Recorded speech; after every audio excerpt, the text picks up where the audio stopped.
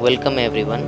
My name is Himankar and today I am going to show you some yogasanas on behalf of the International Yoga Day. So first starting with Surya Namaskar. First posture that comes is the Pranamasana or the prayer pose. The second asana that comes is the Hasta Uttanasana or raised arm pose. Third pose that comes is the Hastapadasana or standing forward bend pose. The fourth pose that comes is the Aswasanchalasana or the lunge pose. The fifth pose that comes is the Chaturanga Dandasana or the plank pose. The sixth pose that comes is the Ashtanga Namaskar or eight-limbed pose. The seventh pose that comes is the Bhujangasana or Cobra pose.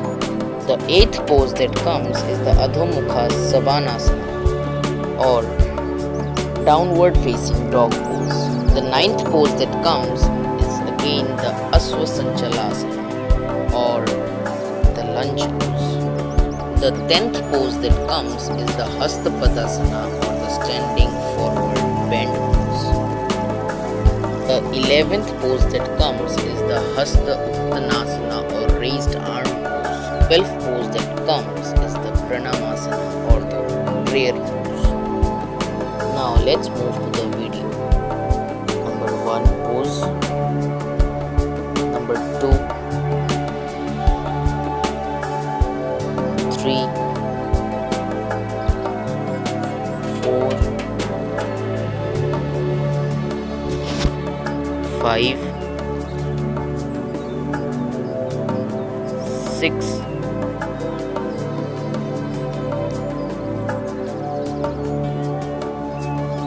7,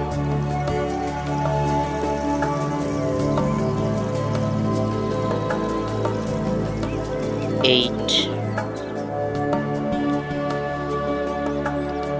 9,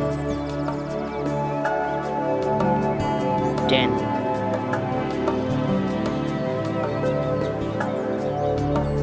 11, 12.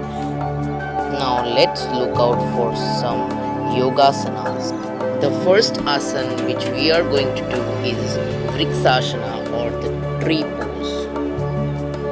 The tree is an awesome standing balance for beginner to work to gain focus and clarity and learn to breathe while standing and keeping the body balance on one foot. It replicates the steady stance of a tree. Second asana which we are going to do is Trikonasana or triangle pose. Triangle is a wonderful standing posture to stretch the sides of the waist, open up the lungs, strengthen the leg and tone the entire body. The triangle pose is the essential standing pose in many styles of yoga. Third pose which we are going to do is the warrior pose or Virabhadrasana. Warrior pose is quintessential for building strength and stamina in a yoga practice. It gives us confidence and stretch the hips and thighs while building strength in the entire lower body. Asana which we are going to do is the downward facing dog or Adho Savannasana. Downward dog is used in most yoga practices and yoga classes and it stretches the entire body. It may be the first pose you learn as you begin a yoga practice. It acts as a transitional pose and can be a resting position. The next asana which we are going to do is the mountain pose or Tadasana. This pose teaches one to stand with majestic steadiness like a mountain. The word Tada means a mountain. That's where the name comes from. The mountain pose is the base for all standing poses. It involves the major group of muscles and improves the focus and concentration. Mountain pose may seem like simply standing, but there is a lot going on. The next pose which we are going to do is the Bhujangasana or the Cobra pose.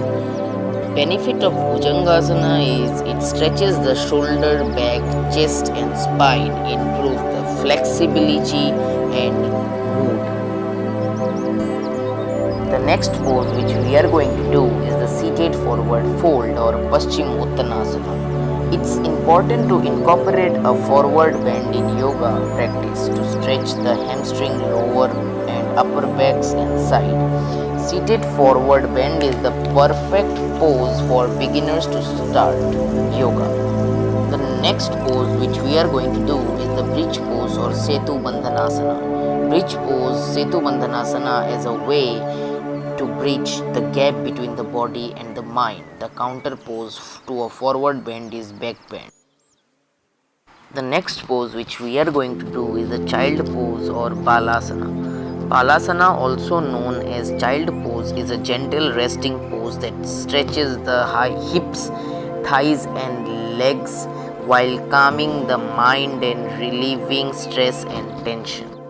The next pose which we are going to do is the Savasana or corpse pose. No yoga session is completed without a final relaxation posture. Even though corpse pose Savasana is a resting pose, although it looks easy, Savasana corpse pose has been called the most difficult of the asanas.